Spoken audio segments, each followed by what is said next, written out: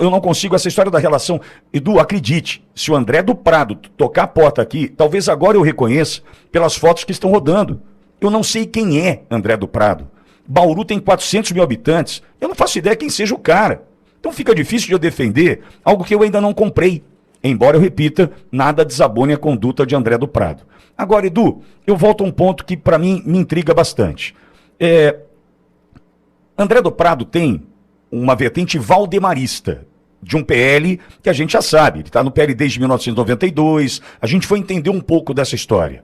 Ao mesmo tempo, nomes como você cita, Mário Frias, eu tenho no meu coração Coronel Melo Araújo, tem nomes de Tomé Abduz, tem vários nomes aí que poderiam ser colocados, do próprio Gil, enfim, né? Mas nomes mais alinhados com aquilo que nós defendemos, né? Com o bolsonarista, com o cara da direita conservadora. Se você olhar no chat agora, você vai entender como se manifesta aquele que vota em você, que vota no teu pai, que abraça a causa do teu pai e elege Marcos Pontes, que é uma decepção. Uma decepção. O cara pediu direito de resposta para mim, Edu. O cara mandou pedido de direito de resposta para mim, tentando me intimidar. Marcos Pontes. Chegou aqui uma carta oficial do Senado. Então, veja, por isso que eu olho e falo, mas para que um nome que não tem expressão entre nós? Porque o bolsonarista, Edu, o cara da direita raiz do interior de São Paulo, vai ter que votar no André do Prado. E aí, se há um acordo com você na primeira suplência, esse acordo seria cumprido com Mário Frias, com Melo Araújo, com Tomé. Eu entendo que todos poderiam cumprir esse acordo contigo. Mas um nome que não representa nada para nós, Edu, me deixa um pouco incomodado, viu? E eu me coloco no seu lugar, eu compreendo, Pitó. Eu compreendo. Mas vamos lá, vamos pontuar. Primeiro, eu concordo com você. Eu acho que se nós colocássemos o Gil, a Sonaira, né, a Rosana Vale, ou qualquer dos nomes que você citou, né, Coronel Melo Araújo, Mário Frias, eu acho que teria muita chance de ser eleito. Mas eles conseguiriam ajudar o Flávio trazendo votos, né, para fora do nosso movimento de direita? Eu acho que sim, até um pouco, tá? Mas muito menos do que o André do Prado. Então a questão, mais uma vez, a gente está passando aqui não em ter como objetivo uma eleição simplesmente para senador, mas é uma eleição que vai casar com o presidente. Vocês podem ver, o Jair Bolsonaro, em 2022, ele teve palanque em 10 estados. Em 10 estados. O Flávio está indo agora para fechar o 21º estado onde ele terá palanque. O que isso significa? Significa que enquanto Flávio Bolsonaro estiver no Rio Grande do Sul, vai ter alguém rodando a campanha dele em Rondônia. Vai ter alguém rodando a campanha dele, né, em Roraima. Vai ter alguém rodando a campanha dele no Rio Grande do Norte. Isso faltou ao Bolsonaro. Você pode ver, o grande problema do Bolsonaro não foi nem no Nordeste, onde ele reduziu a diferença para o PT e melhorou sua votação. Mas foi principalmente o quê? Na região Sudeste, nas regiões mais populosas, onde tem uma área, um voto onde a gente não chega, onde tem regiões, né, onde o social fala mais alto, onde tem uma grande bolsões de pobreza do nosso país. É aí que vai chegar não só o André do Prado, por exemplo. O André do Prado está junto com o Ricardo Nunes. Eu tenho certeza que quando o Bolsonaro indicou o nome do Ricardo Nunes para prefeito, muita gente ficou nessa dúvida, Pitoli, que não só você, eu tenho certeza, vários de direita estão. Está aí, Ricardo Nunes, 60% de aprovação, falando melhor do que muitos de direita sobre a campanha do Flávio. E vai entrar essa voz em localidades que a gente não chega. É preciso a gente reconhecer isso. Né? Enquanto que outros que estavam, né, ludibriados, né, e ali naquela campanha, naquele momento, engajados com o Marçal, depois ficaram surpresos quando o Marçal fez uma live com o Guilherme Boulos. Quando ele, um dia antes da eleição, mentiu, né, dando a oportunidade da esquerda de dizer, tá vendo? Eles acusam a esquerda de fazer fake news, eles da direita fazem fake news. Olha o Marçal um dia antes da eleição falando que eu uso cocaína. Então, gente, essa é a sabedoria, é essa visão que a gente tem aqui do bastidor, que a gente toma essas decisões. Uma visão que muitas das vezes, né, o público, de maneira geral, não consegue ter. E eu tenho certeza, essa união do chamado voto de máquina, que é o voto trabalhado com prefeitos e vereadores, emendas orçamentárias, etc., que não estou depreciando não, mas que é o que o André do Prado tem, junto com o nosso apoio do voto de opinião, farão o André do Prado ser o melhor votado senador dessa eleição em São Paulo, eu tenho certeza disso. E trazendo aqui o segundo ponto que você abordou, Pitoli, essa eleição, ela também é diferente, por quê? Porque se nós tivermos, eu tenho aqui, acho que vai dar para mostrar na tela para vocês. Essa aqui é a última pesquisa do Paraná Pesquisa, tá? Eu cheguei a postar nas minhas redes sociais.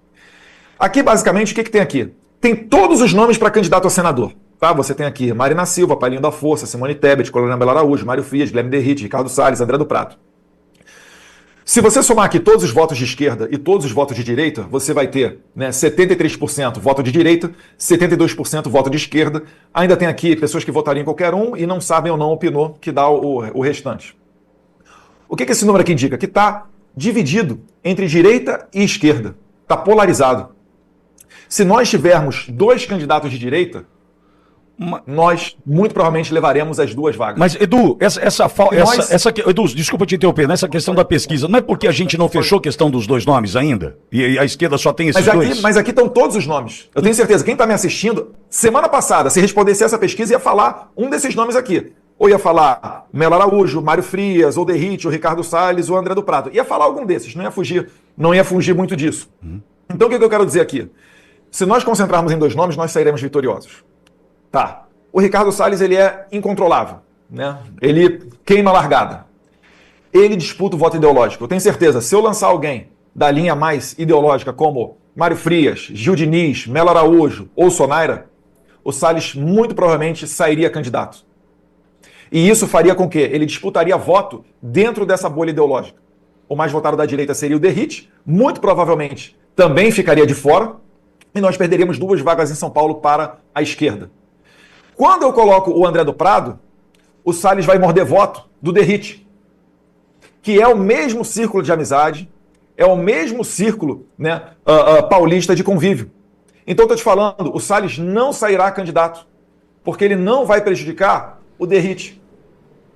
E o André do Prado sairá candidato, vai votar as pautas junto conosco, né? É uma pessoa super aberta, e que eu estou trazendo, Pitoli, cada vez mais para o lado de cá. É o que eu estou falando, vai ser uma união entre o voto de opinião e o chamado voto de máquina. Deputado, bom dia. Também quero manifestar o meu respeito. Como disse o deputado Marcos Polon no X, no Twitter, há pouco, ele um injustiçado hoje, vocês estão pagando com a liberdade.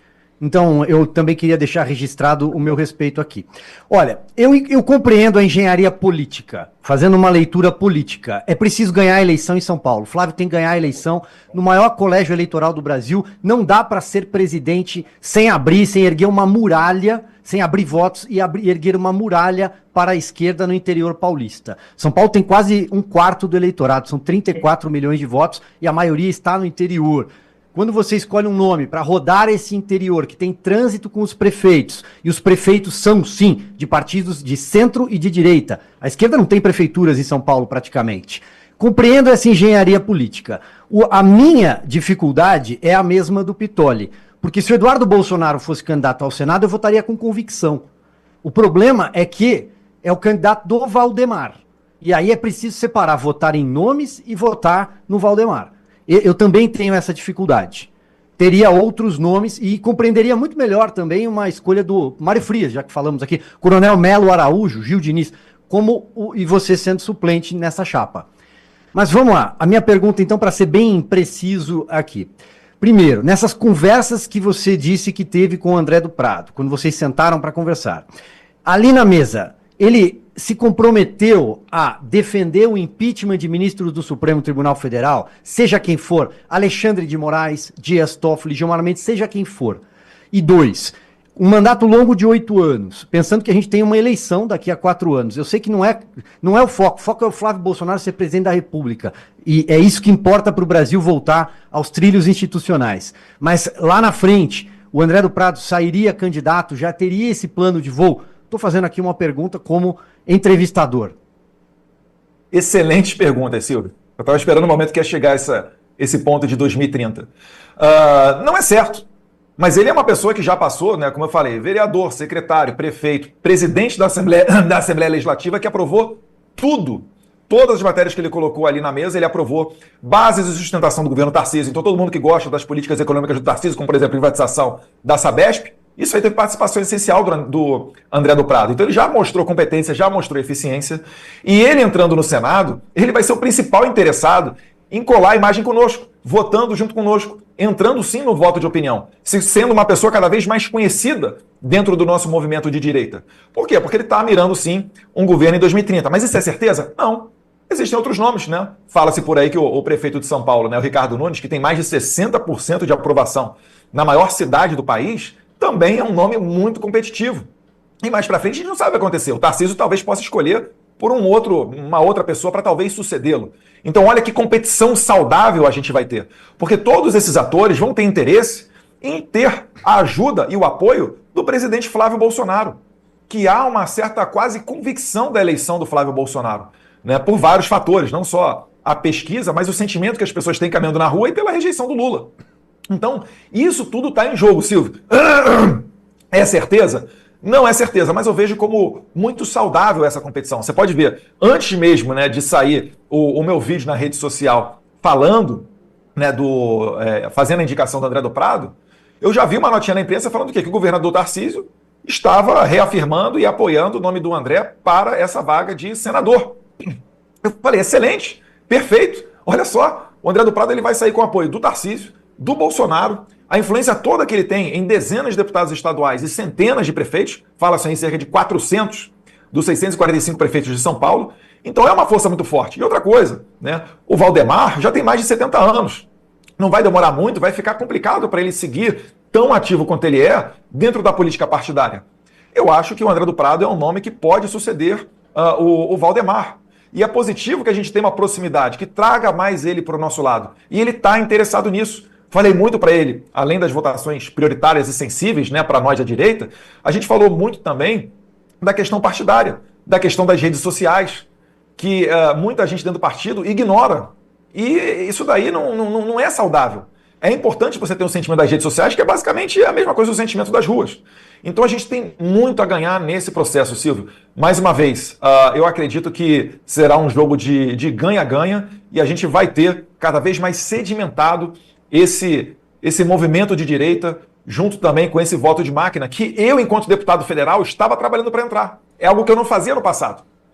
Cada deputado tem cerca ali de 15 milhões por ano de emendas parlamentares. Eu indicava, no meu primeiro mandato, e muito bem, não ia lá cortar a fita do hospital, ou tirar foto do lado do mamógrafo, ou ver a reforma dentro da delegacia de polícia. Hoje em dia eu já faço isso. Para quê? Para que a população me veja ali. Levo comigo, né, o meu candidato da região do meu lado, para que ele corte a fita junto comigo, para que ele seja conhecido. Até porque na campanha de vereador conta muito mais essa ação local do que propriamente a opinião sobre armas, aborto ou família. Então a gente está aprendendo a trabalhar nesse métier também, nesse tipo de voto. Eu acho que vai ser uma contribuição e um jogo de ganha-ganha. Deixe aí nos comentários o que você acha de tudo isso. Pra gente é gratificante ter o seu engajamento aqui com sua opinião, com seu comentário, tá bom? Agradeço mais uma vez a participação aqui de cada um de vocês nessa tarde de quinta-feira. Agradeço aí a sua audiência. E lembrando que você está convidado a se inscrever aqui no nosso canal. A opinião é sua, tá bom? Deixa o like se gostou também aqui do nosso recorte. Um abraço a todos vocês e até o próximo vídeo.